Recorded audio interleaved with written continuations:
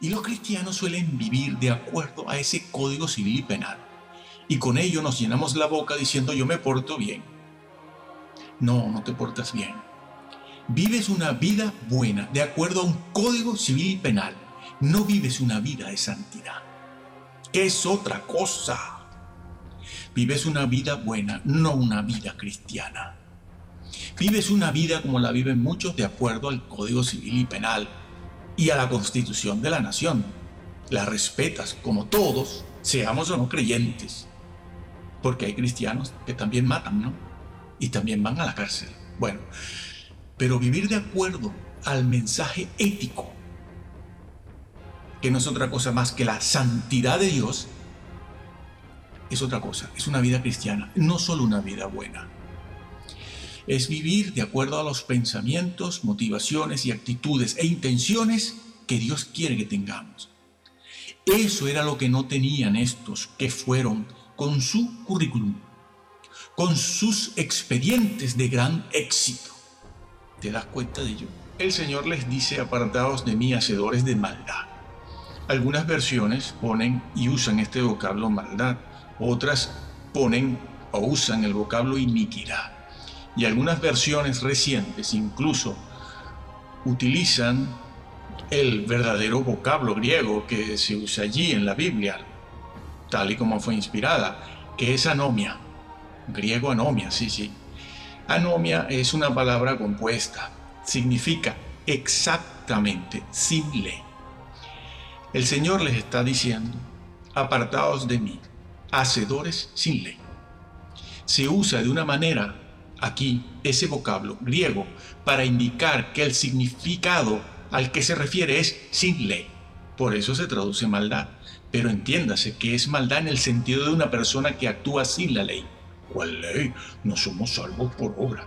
No, no está diciendo eso del versículo, sino que el Señor está diciéndoles a ellos que han actuado sin tener en cuenta sus leyes morales, las que están en ese llamado Sermón del Monte o sermón ético y moral de Jesús, que repetimos, no es otra cosa más que el decálogo ampliado y mejor explicado. Como él dijo, por ejemplo, habló de la limosna, el Señor, ¿no? La limosna. Nadie habla de la limosna en un púlpito hoy en día. Antiguamente sí, hoy a nadie se le ocurre. ¿Por qué? Porque eso debe ser cosa de judíos. El Sermón del Monte, cosa de judíos. Dios mío, ¿a dónde están llegando los exégetas, mejor dicho, los predicadores estos que arrastran multitudes? Que son buenos padres de familia, claro, y eso convence a cualquiera. Yo también lo soy, y tengo hasta nietos. Bueno, pues que el Señor habló de la limosna. Allí en ese mensaje dijo que había que darla. La limosna hay que dar, como dijo Jesús en cuanto a la limosna. Sí, la limosna, tenían que darla. Está en el Sermón del Monte, por cierto. Tenían que dar la limosna. ¿Con eso habían cumplido? No, Jesús dijo, no, ellos dan limosna. Hacen lo que yo les digo, pero no con la actitud y la intención con que deberían hacerlo. ¿Por qué? Porque cuando dan limosna, tocan trompeta para que todo el mundo los vea. Ya ha perdido eso su valor real. Que tu izquierda no sepa lo que hace tu derecha. Como cuando oras, ayunas, no lo muestres. Nuestra justicia tiene que ser mayor que la de los fariseos. No podemos dar limosna en la misma manera en que lo hacían ellos. Es por ello también que algunas versiones, como decíamos antes, traducen de la manera en que voy a decir ahora. Esa frase, hacedores de maldad, se puede traducir así, de esta manera: transgresores de la Torá, o personas que obran sin Torá. Así están en algunas traducciones mesiánicas, y la traducción es correcta, sin que yo sea mesiánico. A cada uno lo suyo, al pan pan y al vino vino. Lo que está bien, y si algo está mal, está mal. Lo que nos interesa es la verdad. Así que lo digo, esas traducciones son correctas porque traducen del original, aparte de darle el sentido de la mentalidad hebrea, que no es otra cosa que un reflejo de la esencia y la naturaleza de Dios mismo. Por cierto, que quien no conozca la naturaleza y la esencia de Dios no puede adorar al Señor. Bueno, puede bailar, puede brincar, puede dar gritos, puede ponerse arriba en un grupo como se ha hecho costumbre, una costumbre moderna, además muy reciente, ¿no? Eso que llamamos grupo de alabanza. Pero si no se conocen los atributos de Dios, no hay adoración. Habrá otra cosa, será otra cosa. Pero si no se conoce a Dios, y Dios sí puede ser conocido, porque lo que revela la Biblia de Dios es revelado porque puede y debe ser conocido. Mateo 7:23, hacedores de maldad. Allí en ese pasaje bíblico vemos a una persona que se presenta para ser juzgada por Dios. Esa persona se da cuenta de que no va a entrar y entonces clama, porque parece que está clamando compasión, misericordia, está haciendo valer sus méritos pastorales, ministeriales, evangelísticos. Y le dice a Jesús, el Hijo de Dios: Señor, Señor, en tu nombre profeticé o profetizamos. En tu nombre echamos demonios, obras poderosas hicimos, milagros, tantas cosas que hemos hecho. ¿Te parece poco? Hicimos lo que tú nos dijiste, en tu nombre. No eran personas que oraban de cualquier manera, eran personas conscientes de lo que hacían y que lo hacían en la forma supuestamente correcta. Vamos a ver si eso es así. Interesante es la expresión Señor, Señor, ¿no? Como quien dice, Señor mío, mi Señor, ¿no? Eso es así, eso es lo que se está diciendo ahí. Pero el Señor les dice a ellos, les dice, apartaos de mí, hacedores de maldad. Nunca os conocí, yo nunca os conocí, apartaos de mí, hacedores de maldad. Aquí se usa la expresión ginosco, esa expresión conocer. Nunca os conocí, conocer, es ginosco en griego, que ciertamente implica un conocimiento con una relación personal. Implica una intimidad, es decir, conocer de una manera íntima a través de una relación. Ese vocablo significa eso. Ahora nosotros nos preguntamos si Jesús no los conocía realmente. Aquellas personas le cayeron a él allí en el juicio por sorpresa. El Señor nunca supo que ellos hacían milagros, el Señor nunca supo que ellos echaban fuera demonios. No, el Señor sí lo sabía. Porque los conoce, porque el Señor lo sabe todo, en el sentido de que lo sabe todo, es que no los deja entrar. Porque si no es que lo engañan. Claro, seguimos con nuestras mentiras en el mismo cielo. Bueno, a ver, si en el cielo va a haber lo mismo que hay en la tierra, de mentiras, asesinatos, el Señor sí los conocía, claro que los conocía. La palabra conocer usada aquí, entonces, tiene la idea de aprobar o admitir. Es decir, que el Señor les dice, yo no apruebo eso que me dices, no lo apruebo. Yo no admito eso que tú me estás enseñando, eso que me estás recordando, eso que estás esgrimiendo para poder entrar, yo no lo admito. ¿Cómo? ¿No admites que te digamos Señor, Señor, que todo lo hagamos en tu nombre, que profeticemos, que echemos fuera demonios, obras poderosas? Somos padres de familia, gente honrada, gente de clase, gente de buen comportamiento social. Nunca os conocí. Yo no apruebo eso. No es eso lo que yo mandé. No todo el que me dice Señor, Señor, sino el que hace la voluntad de mi Padre, hacedores de maldad. Entonces, el Señor no aprobó eso. Es el mismo vocablo ginosco, ese mismo vocablo ginosco se usa en Romanos 7:15 de esa misma forma y manera, en el sentido de aprobar. Yo no apruebo, yo no admito eso que ustedes me están sacando. Ese currículum que me enseñan no tiene valor para mí. Sí, Jesús nunca aprobó eso. Bueno, obraron, sí, obraron, no según la voluntad de Dios. La gran La gran pregunta es, ¿y cuál es entonces la voluntad de Dios? Porque yo estoy en una iglesia muy grande. La voluntad de Dios está al final, unos versículos más adelante, donde el Señor prácticamente les dice: todo aquel pues que oye estas palabras mías. ¿Cuáles palabras mías? Todo el sermón del monte. Algunos han querido llamarlo el sermón ético, que no es otra cosa que el decálogo.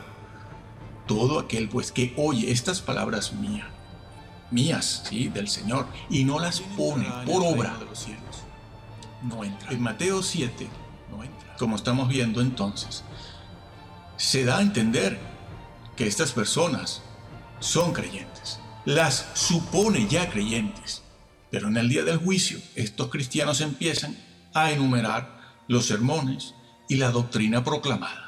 Empiezan a enumerar las cartas y libros que han escrito y vendido. Empiezan a enumerar las obras que han hecho, que dan testimonio nada menos. Ese tipo de obra que ellos hacen dan testimonio nada menos que del enorme poder especial, sobrenatural que poseen, porque para hallar demonios se necesita un poder espiritual. No cualquiera lo hace. No cualquiera lo hace. Se necesita un poder especial, sobrenatural, arrojando demonios, realizando milagros. Los vaticinios que están de moda, es decir, ellos enumeran, entre otras cosas, eso. Con la palabra profetizar, posiblemente estaban incluyendo los vaticinios del futuro. Es decir, han hablado proféticamente en el espíritu para edificar la iglesia, claro, para edificar la iglesia, supuestamente, ¿no? Eso está en otros lugares de la Biblia. Y todo invocando el nombre de Jesús. Todo invocando el nombre de Jesús. Eran obras que han sido llevadas a cabo por la fe en Jesús y para el servicio y la edificación de la iglesia. Les dice que no han hecho la voluntad del Padre. ¿Y qué es lo que no han hecho? A pesar de que ellos han enumerado lo que sí hicieron. Pues la voluntad del Padre, como decíamos anteriormente, es que se conociera y se hiciera y se pusiera en práctica el sermón de la montaña, porque ese sermón termina con esas palabras. Ese sermón termina, ese mensaje, esas palabras de Jesús termina allí donde Él dice que todo aquel que oye esas palabras de Él, mías, dice Él, y no las pone por obra, no las pone, ese no entra. Estos ministros de gran éxito, capaces de llenar templos, estadios y auditorios, eran conocidos mundialmente, de gran crédito y fama internacional. He escuchado la publicidad y el marketing que le hacen a algunos de ellos de todas partes, y dicen: nos visita tal ministro de fama internacional, de gran prestigio, seguido por multitudes. Y el Señor les dijo: no admito eso. En cuanto a la doctrina que ellos predican, cualquier cosa que ellos enseñen es creída. Claro, son buenos padres de familia, tienen hijos, van al colegio, aprenden idiomas, tocan el piano, el órgano, se les ve unidos, no son asesinos, se levantan a las 6 de la mañana, son personas trabajadoras. Dios no admite eso. Hay otra cosa, que es la que Dios sí admite. Estas personas, pues estos ministros de gran éxito, están en puestos de eminencia. Incluso llegan a amenazar a otros creyentes o ministros con su gran poder. Los amenazan con invocar el cáncer sobre ellos y otras cosas más, malos deseos, una actitud negativa. Bien, Jesús lo dice: el que no pone el sermón del monte, en el sermón del monte o de la montaña, o como quieren llamarlo hoy en día, el sermón ético, es el decálogo que le dieron a Moisés. El decálogo explicado y ampliado por Jesús. Ampliado. Cuando analizamos el sermón de la montaña, eso que está dicho allí por Jesús, esa ampliación, esa explicación que hace del sermón ético de la montaña, no es otra cosa que un sermón que habla de las actitudes de la persona, que eso no siempre se ve. Eso está escondido. Son palabras de Jesús que hablan de los pensamientos, nuestro diálogo interno con nosotros mismos. Eso no lo ve nadie sino Dios. No lo ve nadie. Ese mensaje habla de las motivaciones que reflejan nuestras intenciones verdaderas. Sí. Los cristianos, cuando vamos al templo cada domingo o incluso entre semana, no se nos ve por fuera nada. Porque las actitudes, los pensamientos, las motivaciones y las intenciones, la intencionalidad está escondida. Y eso es algo más que una moral y una ética. Pienso que el mensaje, el Sermón del Monte, se puede llamar el sermón ético de Jesús. Sí, es verdad. Pero es algo más que eso. Es algo más que ética, es algo más que moral. Es santidad. Porque ética y moral es algo que está contenido en el Código Civil y Penal de cada nación, por lo menos las occidentales. Y los cristianos suelen vivir de acuerdo a ese Código Civil y Penal. Y con ello nos llenamos la boca diciendo yo me porto bien. El decálogo es el reflejo de la esencia misma de Dios. La esencia, la naturaleza, digamos para entenderlo, la naturaleza moral de Dios. La esencia está en el decálogo. El decálogo, por lo tanto, muestra la santidad. Eso que llamamos ética y moral es la santidad de Dios. Y eso se ve reflejado en el decálogo. Para Dios es muy importante, mucho más, más que los hechos, las actitudes, los pensamientos. Anomia es una palabra compuesta. Significa exactamente, sin ley. El Señor les está diciendo, apartaos de mí, hacedores sin ley. Se usa de una manera aquí ese vocablo griego para indicar que el significado al que se refiere es sin ley. Por eso se traduce maldad. Pero entiéndase que es maldad en el sentido de una persona que actúa sin la ley. ¿Cuál ley? No somos salvos por obra. No, no está diciendo eso el versículo, sino que el Señor está diciéndoles a ellos que han actuado sin tener en cuenta sus leyes morales, las que están en ese llamado Sermón del Monte o sermón ético y moral de Jesús, que repetimos, no es otra cosa más que el decálogo ampliado y mejor explicado. Como él dijo, por ejemplo, ese es el vocablo usado aquí, anomia o anomía, sin ley, que se suele traducir por iniquidad o injusticia. Se puede traducir por injusticia. Y allí donde se use, en la frase donde se use, quiere decir que aquello a lo que se refiere es sin ley, no tiene ley, incluso en contra de la ley. No tener en cuenta la ley. ¿Cuál ley? La ley moral. Eso que llamamos ética, que no es otra cosa que un reflejo de la esencia y la naturaleza de Dios mismo. Por cierto, que quien no conozca la naturaleza y la esencia de Dios no puede adorar al Señor. Bueno, puede bailar, puede brincar. Se refiere pues a este vocablo a personas que no tienen en cuenta la ley de Dios. No es un vocablo usado para hablar del mal en general. Cuando Jesús dice hacedores de maldad, está diciendo, bueno, es que ustedes son todos muy malos. No se usa. Anomia o anomía no se usa para hablar del mal en términos generales, sino que es un vocablo que se usa aquí y en otros lugares para hablar de la ley de Dios, la esencia de Dios, cómo tenemos que ser como Él. Los creyentes hoy en día dicen, yo no soy perfecto, Dios perdona los pecados. Sí, ponen esos versículos y otros en un costado de la balanza, pero resulta que tendríamos que poner en el otro plato de la balanza los versículos donde el Señor dice, sed santos porque yo soy santo, y sin santidad nadie verá a Dios. Que lo cojo no se salga, se dice en el libro de Hebreos. Bienaventurados los limpios de corazón.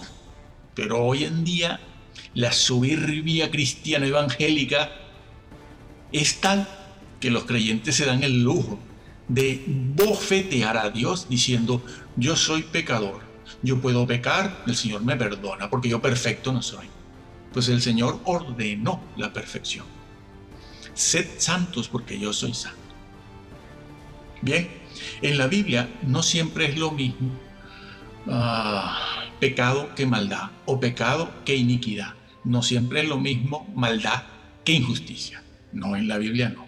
No hagamos sinónimos a todos estos vocablos porque en el original son vocablos diferentes con sus matices, algunos de ellos. Así que aquí en este pasaje de Mateo 7, esa frase, ahora la frase, no solo la palabra, la frase, hacedores de maldad, hacedores de sin ley, hacedores de anomia, no se usa para indicar un estado o una conducta pasiva o de simple ignorancia.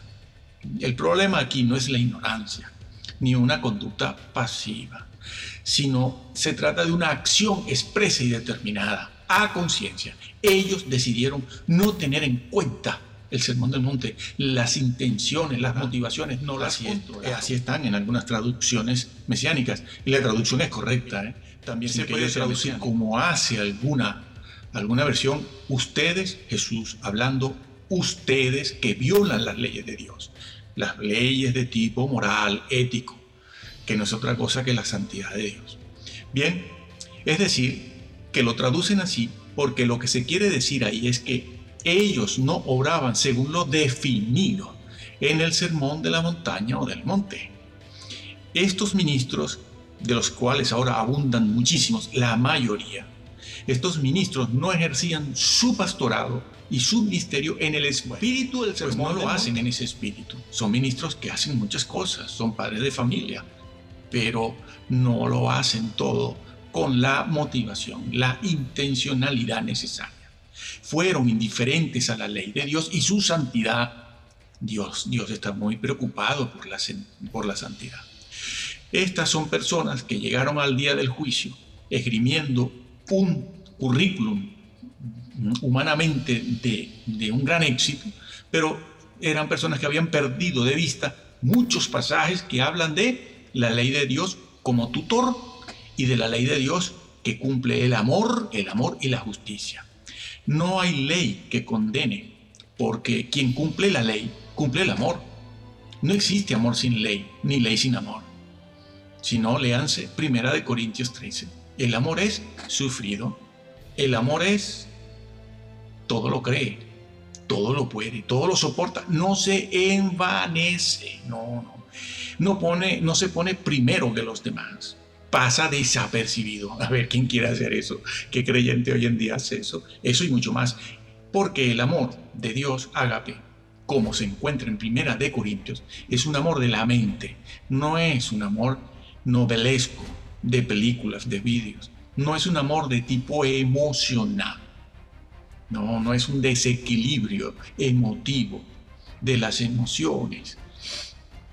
Es un amor de la mente, es un esfuerzo de la mente, y eso es otra cosa muy distinta. Bien, ellos no actuaron de acuerdo a lo definido en el Sermón del Monte, viviendo un estilo de vida vacío en relación a la obediencia, a la Torá, como hacen o traducen. Debe tomarse en cuenta lo que Jesús dijo en este mensaje. Lo dijo: si vuestra justicia no fuere mayor que la de los fariseos. Salvación por obras, esto no puede ser. No, sí puede ser. El Señor lo dijo, hablando del Sermón del Monte. Y esto fue lo que olvidaron los que se presentaron a juicio delante del Señor en Mateo 7, 21, 22, 23. El Señor lo había dicho: si vuestra justicia no fuere mayor que la de los fariseos. No está hablando solo de salvación por obras, no está diciendo que los ritos y otras leyes de carácter higiénico, que son necesarias hacerlas por la salud, eso nos iba a salvar. El Señor no está diciendo eso. Cuando Él habla de la ley, lo dice de manera clara: si vuestra justicia, la justicia, la que está precisamente Él describiendo, definiendo en ese sermón, cuando habló, por ejemplo, de no llamar racá al hermano. Cualquier persona que llame racá al hermano, es decir, se ensaña contra el hermano de manera definitiva, permanente, se hace objeto del fuego del infierno, por muy salvo que sea. por muchos demonios que eche, por mucho que profeticen. ¿Cuántos pastores hay en peleas así? Muchos, y hermanos, miembros de iglesia, de los que se sientan en los bancos. Muchos, muchos, muchos. Hoy en día muchos. Si vuestra justicia no fuere mayor, es decir, que ellos y a nosotros se nos dice que debemos vivir de acuerdo a esa justicia. Por cierto, que en Efesios también lo dijo Pablo, que somos hechos, creados y que debemos revestirnos de lo que Cristo nos dejó, lo que Cristo hizo, que nos recreó en justicia y verdad. Se emplea el vocablo justicia y verdad, porque es a eso a lo que se refiere el Señor aquí, justicia. Nuestra justicia tiene que ser mayor que la de los fariseos. No podemos dar limosna en la misma manera en que lo hacían ellos. No podemos hacer otras cosas simplemente por hacerlas de manera externa, de manera formal. No. Se han de hacer con la debida motivación, porque si no, no tiene valor para entrar en el reino. Eso hay que hacerlo, y si no, no entramos como estamos viendo. Esto no es una hipótesis. El Señor se los dijo a ellos. No entran.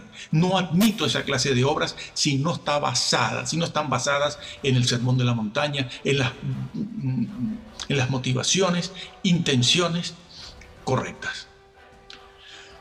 Por eso el Señor dijo, y se lo dijo a sus discípulos: si tu pie te es ocasión de caer, córtalo para que entres.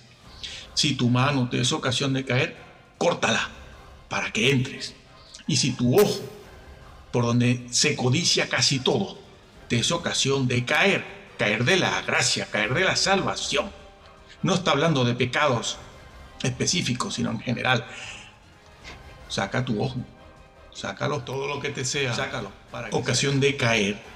Si caes es porque estás arriba, estás ubicado en una posición de privilegio. Córtalo para que no caigas, para que no pierdas esa posición y condición de privilegio, que no es otra cosa a la que se refiere Jesús, sino la salvación. Se refiere a eso, para que no caigas de ahí. Eso es lo mismo que le dijo y lo que sucedió con el rico y Lázaro. El rico glotón de Lucas 16 se lo dijo. A Moisés y a los profetas tienen, salvo por obras. Sí, las obras que implican la justicia y que son un reflejo de la naturaleza de Dios, la santidad. Obrar con las motivaciones correctas. Se lo dijo al rico en el infierno. A Moisés y a los profetas tienen. Este rico, glotón, era judío, era hebreo, perteneciente a la raza de Abraham, hijo de Abraham. Por eso Abraham lo trata como hijo y él busca la mediación de Abraham. Y por eso se le habla de Moisés y los profetas, porque él sabía lo que era. ¿Fue condenado por ser rico? No fue condenado por ser rico, sino porque fue totalmente impío e insensible con su vecino que tenía allí, Lázaro, el mendigo, el indigente, posiblemente allí enfermo, ¿no? Al rico le faltó la piedad y el arrepentimiento, y aunque fuera judío, hijo de Abraham, no entraba. Y es que la piedad y la limosna son temas tratados en el Sermón de la Montaña. La piedad. El Sermón de la Montaña está relacionado con una vida de piedad, El mensaje de Jesús siempre incluyó la obediencia a Moisés y a los profetas. Léanse los versículos que tienen que ver con eso. Siempre. Nunca excluyó a Moisés y a los profetas, en el sentido de la justicia de la que hablan los profetas y el mismo Moisés. Aparte de que Moisés y los profetas hablaron del Señor mismo. Aparte de eso. Así que téngase en cuenta esto, que el mensaje de Jesús incluyó a Moisés y a los profetas. No es que Jesús le esté diciendo al rico solamente que se tiene que ser salvo por obras, lo cual es cierto, pero en cuanto a las obras de justicia, que él tampoco tomó en cuenta, porque ellos pensaban, como se piensa hoy en día en las iglesias, que si eres rico es porque agradas a Dios. Y si las multitudes te siguen es porque Dios está contigo. cuando resulta que es todo lo contrario. De lo que se trata es de obedecer al mensaje de justicia y misericordia de los profetas. Porque los profetas, el mensaje que tenían era de arrepentimiento, justicia y misericordia. Y hacer eso, escuchar a los profetas y escuchar a Moisés, no es judaizar. No es judaizar. No se trata de eso. No está hablando el Señor de eso, de judaizar. Cuando le dice Moisés y los profetas, como está registrado también en otras partes de la Biblia, no es judaizar. Jesús completa más bien el mensaje de Moisés y los profetas, lo completa. Le da un significado aún más profundo, el verdadero, el que es. Y sin eso no se entra, no se puede entrar. Recuérdese que este mismo episodio de Mateo 7, 21, 22 y 23 está en el Evangelio de Lucas, el capítulo 13. Cuando le preguntan al Señor, Señor, serán pocos, serán muchos los que entran. ¿Y qué les dijo el Señor? El Señor les dijo, bueno, no pasa nada con que tengan fe en mí, ya está todo hecho. No. El mensaje de Jesús en cuanto a la salvación siempre fue el mismo, fue coherente. El Señor les dice, esforzaos por entrar. La palabra esforzar ahí es agorizomai, de donde viene nuestra palabra agonía. Sí. Entrar por la puerta es agónico, pero no solo eso. El esfuerzo es agónico. El esfuerzo es tal que se hace una agonía, sino que además el camino también es agónico. Sí, es estrecho, estrechísimo. Hay que ir cortando un montón de cosas, haciendo referencia a lo que Jesús dijo, ¿no? Y que explicamos antes. Corta tu mano, corta tu pie, saca tu ojo. Es agónico. Tienes que cortar con la tele. Tienes que cortar con YouTube, con la pornografía. Tienes que cortar con tantos viajes. Tienes que cortar con tantas amistades, grupos, sociedades. Porque no tienes tiempo. La palabra no fructifica y no puedes entenderla. Y cuando se te dice que la salvación se puede perder, ay, ¿qué pasa? ¿Seré salvo, pastor? Claro. No tienes el calibre necesario para enfrentarte a eso. Córtalo. Bueno, pues allí en Lucas 13 está. Esforzaos por entrar. Salvación por obras. Sí y no. Pero sí, esfuérzate, porque muchos tratan de hacerlo y no lo logran. Tratan de hacerlo toda su vida, pero toda su vida se diluye en afanes, glotonerías, deleites, placeres, deportes y toda una serie de cosas contemporáneas que restan el tiempo, restan la fuerza, la energía, el poder mental, la voluntad, y la persona pues vive una vida cristiana mediocre y no entrará. No se obtiene la salvación solamente por haber dicho lo correcto o haber realizado hechos espectaculares a los que cosas que gustan a los creyentes, sobre todo cuando los ministros se pelean entre sí y llevan sus peleas al púlpito, ¿no? Y he visto a más de un creyente en medio de 3.000, 4.000 personas diciendo eso, pastor, eso, dele duro. Les encanta esto. Bien, no se obtiene la salvación solamente por haber dicho lo correcto o realizado hechos espectaculares. Solo valdrá si eso se hace en amor y en justicia. Claro, todos dicen que hacen eso en justicia y en amor, claro, ya lo sé. Pero no es cierto. No son bíblicas, ni históricas, ni salvan las modernas oraciones de fe, ni la fe en la fe, ni la manipulación de ondas alfa, ni toda esa serie de cosas. Predicadores que van al púlpito y alaban al Papa, a la Madre Teresa, pero saben lo que estas personas han hecho, si lo que hacen es negar el Evangelio. Y están tremendamente equivocados. La visión de Mateo, esto que estamos viendo en Mateo 7, 21, 22 y 23, desafía la complacencia cristiana y su arrogante seguridad de la salvación. Es un desafío, ¿no? Bueno, nosotros ya somos mayores, ya tenemos casi 40 años en esto y hemos visto de todo. Y no nos importa nada sino saber la verdad y decirla para quien quiera oírla. Que estos vídeos están dedicados solo a mis hijos.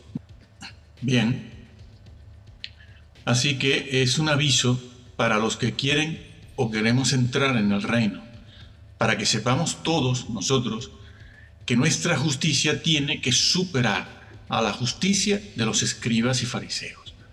Porque también el Señor Jesús dijo de ellos, dice, haced y guardad lo que ellos digan.